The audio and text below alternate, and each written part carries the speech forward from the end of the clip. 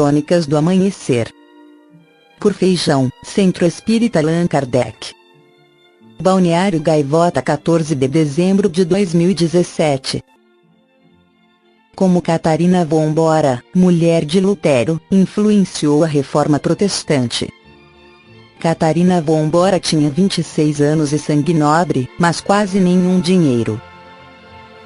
Arrumar um bom casamento não era fácil para uma moça como ela, orgulhosa, insubmissa e, pior de tudo, fugida de um convento. Ela vivia de favor na casa de Lucas Cranach, um pintor famoso na cidadezinha de Wittenberg, na Saxônia, que viria a ser parte da Alemanha, e se envolveu num romance com Jerônimo Baumgartner, um estudante de Nuremberg. Os pais dele se opuseram ao casamento. Não queriam um filho amarrado a uma ex-freira pé rapada. Jerônimo preferiu obedecer aos pais e não respondeu mais às cartas da namorada. Como muitas moças evangélicas depois dela, Catarina foi conversar com o pastor sobre os tormentos de seu coração. O pastor dela era Martinho Lutero, comandante da Reforma Protestante, a revolução religiosa que sacudia a Europa há exatos 500 anos. Lutero escreveu ao noivo Fujão: "Se você quer sua Catarina Vambora, é melhor fazer alguma coisa rapidamente, antes que ela seja dada a outra pessoa que a queira." Baumgartner ignorou o pastor, que tomou para si a tarefa de arranjar um casamento para Catarina, a única ex-freira de Wittenberg que continuava sem marido. Lutero sugeriu a ela que desposasse o velho pastor Caspar Glatz. Catarina disse não, mas emendou que se disporia a casar, quem sabe, com o próprio Lutero. Rolou. No final da tarde de 13 de junho de 1525, uma terça-feira, Catarina casou com Lutero, 16 anos mais velho que ela. Lutero não ardia de amores por Catarina, mas afirmou em cartas que a estimava em alta conta. Ele resolveu casar para agradar ao pai, que sempre lhe pedia netos, irritar o Papa e confirmar seu ensino de que pastores protestantes, em especial os que, como ele, eram ex-monges ou ex-padres católicos, deviam tomar esposas para si. O casório do pastor da nação foi tão importante para a reforma que sua noite de núpcias contou com um pequeno público, testemunhas que aquele não era um casamento de José. Uma referência brincalhona de Lutero à crença católica de que Maria, a mãe de Jesus, permaneceu virgem até o fim. Segundo a historiadora americana Ruth Tucker, autora da recém-publicada biografia A Primeira-Dama da Reforma Extraordinária Vida de Catarina Vambora, Thomas Nelson, Brasil, 224 páginas, R$ 29,90, com exceção do anúncio das 95 teses que marcaram o início do protestantismo em 1517, o casamento de Lutero foi o evento que melhor definiu os rumos da reforma. Catarina Vambora foi a pessoa mais importante da Reforma Protestante depois de Lutero. Não acredito que ele teria encontrado outra mulher capaz de mantê-lo mental, física e financeiramente saudável como Catarina foi capaz. Sem ela, talvez a reforma tivesse sido diferente, afirma Ruth, que, carinhosa, chama Catarina de Cati Lutero. Catarina vivera enclausurada num convento desde os 5 anos de idade. Acompanhada por outras 11 irmãs, fugiu para se unir aos protestantes, que incentivavam a deserção de monges e freiras e gostavam de repetir que mosteiros e conventos eram piores que prostíbulos. Essa estranha patota de ex-freiras chegou a Wittenberg no domingo de Páscoa de 1525, poucos meses antes do casamento de Catarina e Lutero. Pouco se sabe sobre a vida íntima de Catarina. Não há notícias de diários que ela tenha escrito e apenas 8 de suas cartas foram preservadas, todas sobre transações comerciais, sem nenhuma confissão. Segundo Ruth Tucker, não há nenhuma indicação de que ela fosse uma evangélica devota ou típica mulher de pastor, dessas que lideram grupos de oração e estudos bíblicos para senhoras. Se Catarina fosse uma mulher de profunda espiritualidade, haveria evidência disso nas cartas de Lutero, diz. Mas ele nunca escreveu a ela agradecendo por suas orações ou por ensinar a Bíblia aos filhos. O que ele dizia era sentir falta da cerveja que ela fazia. Há uma carta em que Lutero afirma ter apostado dinheiro com a mulher se ela terminasse de ler a Bíblia até a Páscoa. Não se sabe quem ganhou a aposta. Heloísa Gralov Dalfert, pastora luterana e autora de Catarina von Bora, uma biografia editora sinodal, discorda que a senhora Lutero tivesse pouca fé. Catarina dialogava com Lutero e seus alunos, e também com outros reformadores que se reuniam em sua casa. Sabe-se que foi ela que influenciou Lutero a escrever De Certo Arbítrio, uma resposta ao Erasmo de Roterdão humanista holandês, diz. Conta-se que ela nem sempre conseguia frequentar os cultos, pois estava ocupada cuidando de doentes. Fazer cerveja para Lutero talvez também lhe ocupasse bastante o tempo. Na época da Reforma, mulheres se envolveram em debates teológicos e algumas se tornaram pregadoras da nova fé. Leia nos quadros. As mulheres abraçaram a doutrina reformada do sacerdócio universal de todos os crentes, que prega que todos, não apenas padres ou pastores, podem anunciar o Evangelho. Elas se sentiram incluídas de uma maneira que não era possível na Igreja Católica, diz Ruth Salviano Almeida, autora de Uma Voz Feminina na Reforma Agnus. Catherine Zeu, esposa do reformador francês Mateus Zeu, pregava as doutrinas protestantes e acolhia os refugiados das guerras religiosas. A Bárbara Árgula von Grumbach era casada com um católico, mas publicava panfletos em defesa das ideias de Lutero. A própria senhora Lutero, no entanto, preferia o serviço nos bastidores ao debate público. Catarina tinha vocação para administrar, diz Ruth. Ela apoiou Lutero durante todas as crises que ele teve, e esse apoio permitiu que ele continuasse seu trabalho. Embora não tenha sido uma típica mulher de pastor, a vida de Catarina ilustra bem a ética protestante. Os fiéis também devem louvar a Deus por meio do trabalho metódico e disciplinado.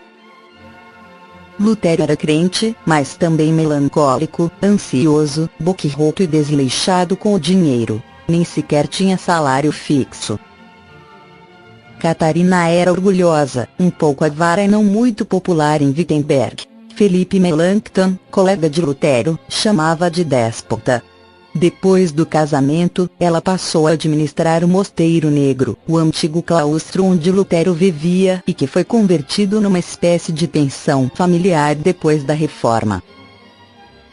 Com a ajuda de alguns criados, Catarina cuidava de tudo, da comida, dos jardins, dos 40 quartos disponíveis. De 4 dos 6 filhos que teve com Lutero, 2 morreram na infância, e de um punhado de crianças órfãs e doentes das redondezas. Ela proibiu o marido de perdoar dívidas de hóspedes, em sua maioria estudantes, que vinham de todas as partes ouvir o reformador. Catarina comprava e vendia terras, negociava a publicação dos livros do marido e insistia que ele cobrasse por suas aulas. Às vezes, ela viajava a negócios e ele ficava em casa cuidando das crianças. O filósofo dinamarquês Søren Kierkegaard, de 1813-1855, afirmou que Lutero poderia muito bem ter se casado com uma planta, numa insinuação grosseira de que Catarina não teve nenhuma importância na trajetória do marido. No entanto, as estudiosas ouvidas pela reportagem afirmam que ela influenciou, sim, o pensamento teológico do reformador sobre a mulher, o casamento e a família. Em 1520, Lutero pintou um retrato negativo de Eva, a mulher que comeu o fruto proibido e abriu as portas do jardim do Éden para o pecado. Ele disse que Eva era faladeira e supersticiosa e deveria ter chamado Adão para lidar com a serpente. Nas décadas seguintes, mudou de opinião e passou a se referir a Eva como uma mulher heróica, parceira no comando e em parte alguma inferior a seu marido. A avaliação mais generosa da mulher de Adão surgiu após anos de convívio com Catarina, sua parceira no comando, que lidava melhor que ele com o jardim e problemas variados. Lutero era melhor com as palavras e tinha algum talento para a música. Um dos hinos mais famosos que compôs se chama Castelo Forte, que descreve Deus como uma fortaleza onde os fiéis buscam refúgio em tempos de tribulação. Com todo o respeito ao Senhor, parece que Lutero tinha mais um castelo forte. Catarina, para quem ele inventava apelidos carinhosos, como Estrela da Manhã de Wittenberg, ou de doçura mordaz, como Cat, um bom diminutivo para Catarina, que também pode ser traduzido como corrente ou grilhão. Na Bíblia a mulher é sempre inferior em relação ao homem, obviamente um comportamento que denota um desvio de rota debitado à mentalidade dos homens em nada se relacionando à vontade de Deus. Naquele tempo, a sociedade era organizada de forma extremamente machista, muito mais que a atual, e a mulher está retratada no livro sagrado quase sempre como uma personagem inexpressiva. O patriarcado, que é o reconhecimento dos direitos do pai sobre sua família, servos, mulher e propriedade, deu ao homem, detentor da força bruta, física, também o poder sobre suas mulheres, poder de vida e morte. A posição do patriarcado, admitida e patrocinada pela Igreja, é a responsável pela visão de submissão e inferioridade atribuídas às mulheres, tanto no contexto da interpretação dos textos sagrados, como em relação à sua participação na estrutura da mesma.